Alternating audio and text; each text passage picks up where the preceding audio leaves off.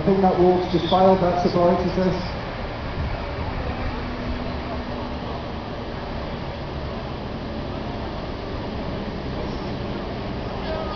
Okay folks, now what you'll see is Northfield Fire Station approaching.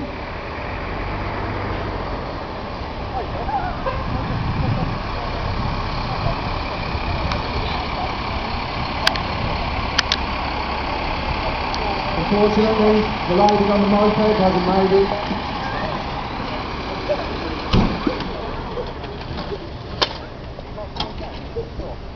So what you'll see is the gaffer there with the fire officer on his back, go over to the paramedic and just prioritise the casualties. And as you see the rest of the team now bringing into place the hose drill just in case there's a fire. And we'll start now to stabilise the vehicle to get this person in the Fiesta here to get them cut out.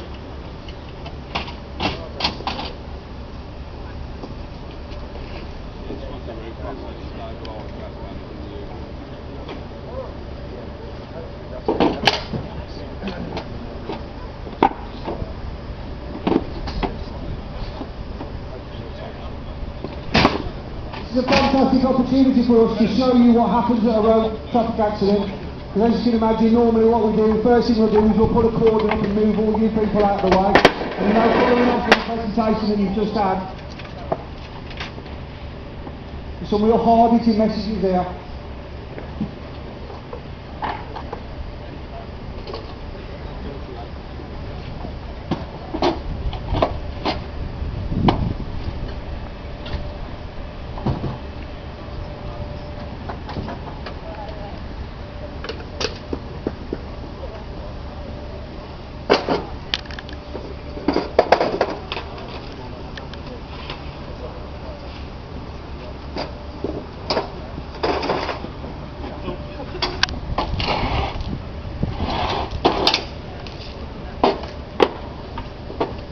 What you see the fire service are doing now is just got to stabilise the vehicle. If you move somebody's head from 3 degrees from the vertical during an extrication, you can cause irreversible paralysis. So we make sure that the vehicle is completely stable before we start to put the vehicle in any way. One of the firefighters there has got that strap in his hand there, that goes on the airbag to make sure the airbag doesn't go off. Oftentimes development of car design get in the way of us when we're trying to cut people out of cars. If you think the side impact bars are great for you to protect you from cars, but they make our job a little harder.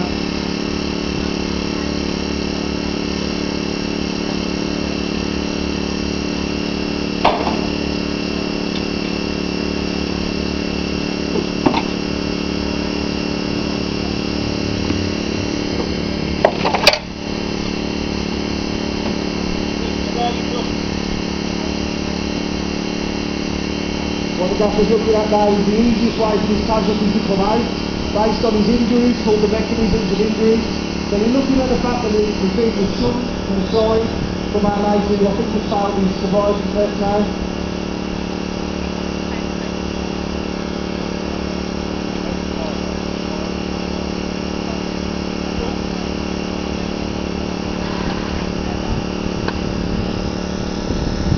Take a second to reflect now on the fact that that lady now is dying, is on the floor. She's doing nothing wrong, some idiot with a car, no car issues. Has now caused the death of one person. Think about the cost now for all the people that are attending here. That lady who's in the car is going to go to hospital and it's going to begin a massive thing called the consequence tree for us. So what we see here is just the beginning of this lady's journey to getting better. And unfortunately for the lady on the floor, this is the beginning of her family's mourning period.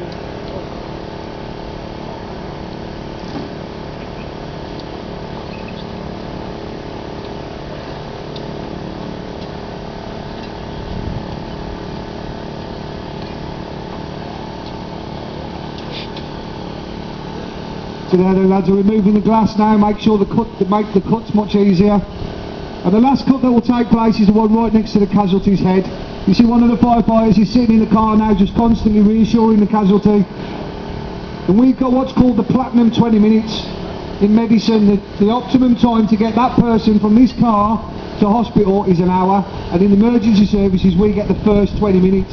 So it's imperative for us that we get this person out of this car and on the way to hospital within that time frame.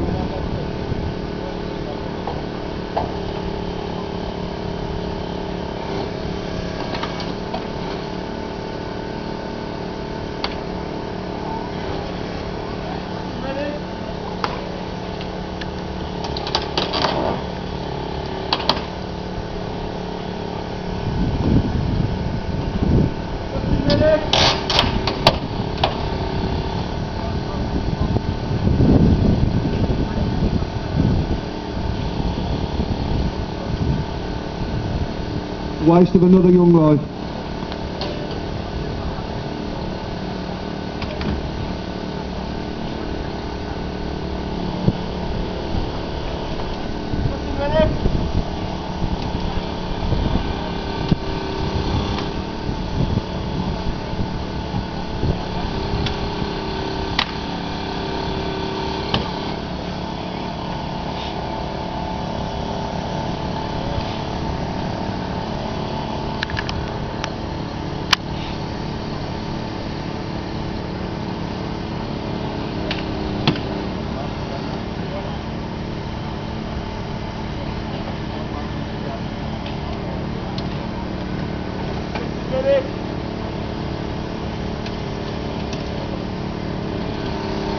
And the aim for the fire service now is to make as much space as we possibly can. The condition of the casualty is dictated to the officer in charge that we're going to do what's called a controlled extrication. So as you can see, the glass has been removed. The firefighters will move round the car now, making the cuts.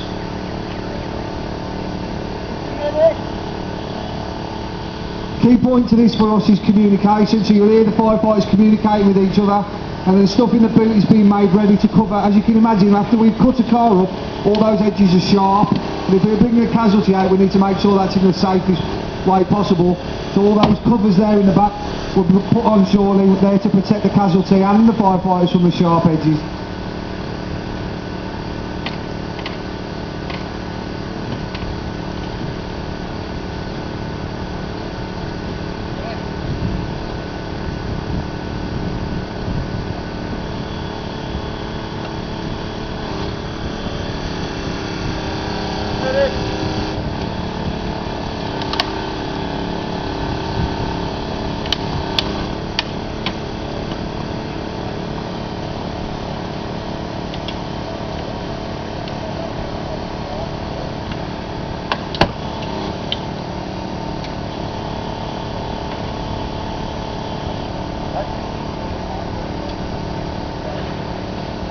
So I just had a word with the police there about the driver, the person who's caused this accident, now be taken away to the police station. He's been arrested. He'll be disqualified from driving for 12 months. The doctor will come and do a blood test to confirm the fact that he's failed a road choice sobriety test due to being inebriated from drugs, taking drugs. Think about the fact that all he's going to lose, well, the start of his loss is the fact that he won't be able to drive, and that poor girl now who's driving that moped doing nothing wrong has lost her life. The paramedics have got very similar sort of personal protective equipment to us now. They can get in the car and take over the head. That leaves us then to do the actual extrication.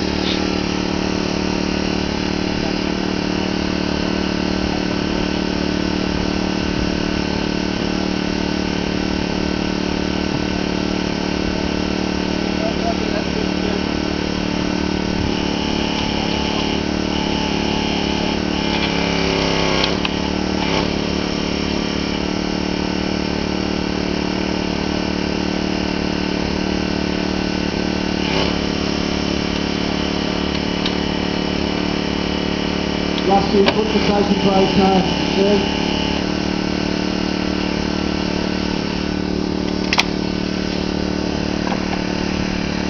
Big automatic convertible.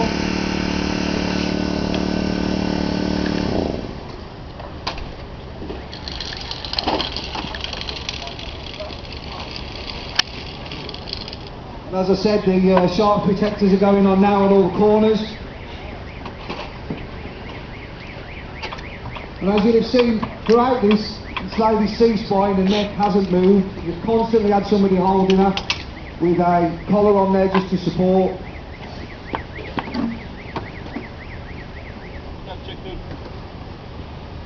Rechecking all the stabilisation as they get ready.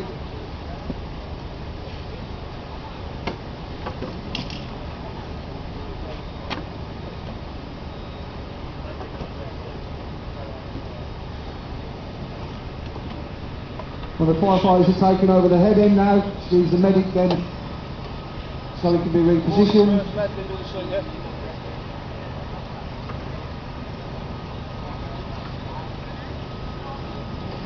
When a casualty goes onto this board, it's a long board, they stay on that right the way through the beginning of their journey into hospital, so they'll go through x-ray and they'll be on that board. And from experience of being attached to one in training, it's a real uncomfortable position to be in, but it gives complete spinal mobilisation. And until the doctor has said that she hasn't got a C-spine injury, a neck injury, we treat everybody as if they have.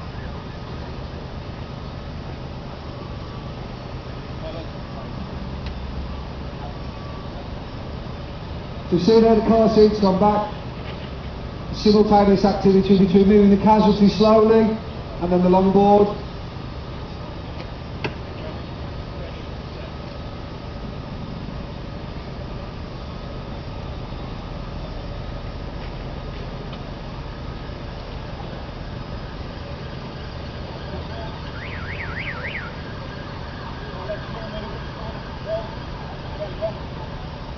You've seen through the video that you've watched with Stuart and now seeing it firsthand really hits home the message that we're trying to say. Slow down, pay attention when you're driving.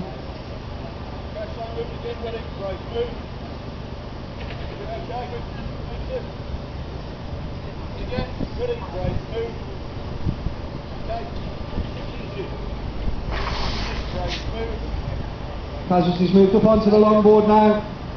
Paramedics taking over the head end.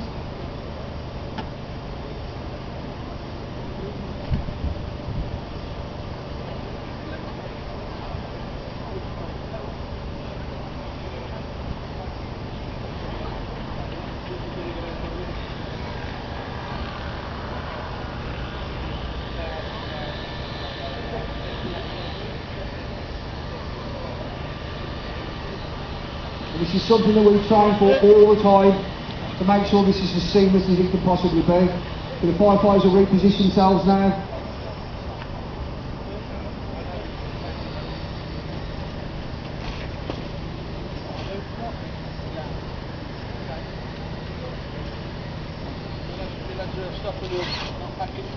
Casualties will be strapped up now, head secured to the board.